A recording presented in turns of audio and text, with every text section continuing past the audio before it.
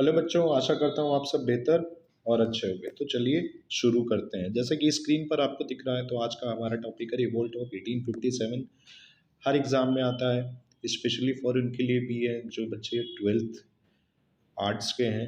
ठीक है, तो उनको काफ़ी हेल्प मिलेगा, या आफ्टर ट्वेल्थ जो भी कम्पिटिटिव एग्ज़ाम है उसमें भी आपको हेल्प मिल जाएगा। तो चलिए शुरू करते हैं। ये कहानी शुरू होती है 10 मई 1857 को, जब मेरठ छावनी में सिपाहियों ने विद्रोह कर दिया था। देखिए, शुरुआत में ये पैदल सेना ने विद्रोह किया था, फिर उसके बाद जो घुड़सवार फौज थी, ठीक है, उन्होंने भी विद्रोह कर दिया।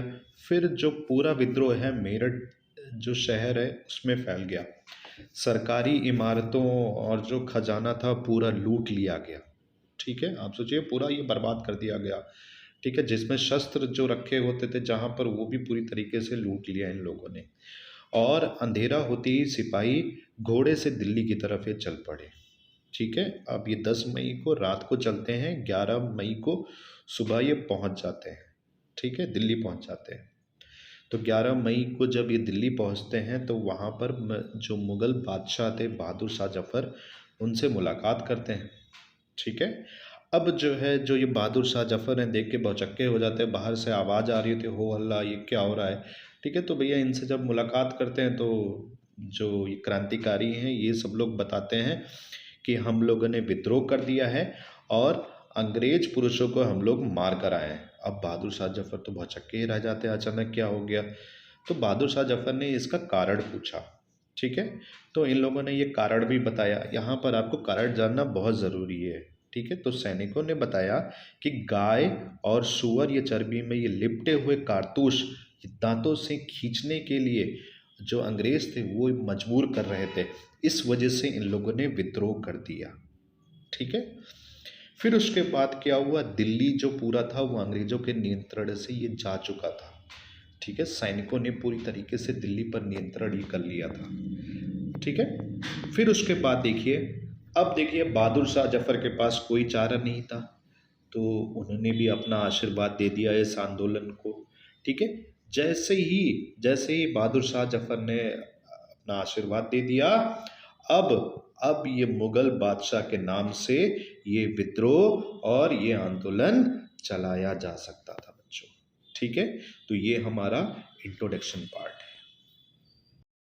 हेलो बच्चों, आशा करता हूँ आप सब अच्छे होंगे। तो चलिए शुरू करते हैं। अब आता है कि हाउ द मेटिनीज बिगिन, विद्रोह कैसे शुरू हुआ। देखिए, सैन्य विद्रोह की शुरुआत संकेत के साथ होती है। अब ये संकेत में क्या हो सकता है, तोप के गोले ये दाग दिए, बिगुल बजा दिया। ठीक है, फिर उसके बाद आता है शस्त्रागार पर इन लोगों ने ये कब्जा कर लिया था, जहाँ अंग्रेजों के हथियार जो है रखे हुए थे ना, वहाँ भी अच्छी तरीके से इन लोगों ने कब्जा कर लिया, लूट लिया सब। सरकारी खजाने को भी लूट लिया, उसको भी नहीं छोड़ा। वो तो ये दो तो बहुत इंपॉर्टेंट था, अच्छा काम किया इन लोगों ने। उसके बाद देखिए हिंदू मुसलमान भी एक साथ आ गए और फिरंगियों को मिटाने की अपील कर डाली कि भगाओ इन लोग को यहाँ से, बहुत हो गया इनका हिंदुस्तान में। आज़ादी की पहली जो है लड़ाई थी, वो जोश भी बहुत हाई था। हालांकि 1947 तक जोश हाई रहा है, अभी भी जोश हाई है। आगे बढ़ते हैं। देखिए, विद्रोह में आम लोग भी शामिल हुए। जो ये बड़े बड़े शहरों के जो व्यापारी थे और जो साहूकार थे, ये बड़ा परेशान हो गए। किसानों ने और सैनिकों ने इनको लूट लिया एकदम। ठीक है, और इसलिए ये लूटा ना, क्योंकि साहूकार और जो ये व्यापारी थे ये अंग्रेजों के पिट्ठू थे, गुलाम थे, और किसानों का उत्पीड़न भी करते थे, एक्सप्लॉयट भी करते थे। इसलिए किसानों को मौका मिल गया और बदला ये चुका डाला इन लोगों ने। ठीक है, फिर उसके बाद देखिए ये जो छिटपुट ये विद्रोह हुआ ना, इसी छिटपुट ये विद्रोह धीरे धीरे ये करते करते ये जो पूरा विद्रोह है पूरे देश में फैल गया। ठीक है, और इस तरीके से ये जो है विद्रोह पूरे देश के अलग अलग जो है भागों में जो है फैलता गया। तो अभी हम लोगों ने इंट्रोडक्शन पढ़ लिया है।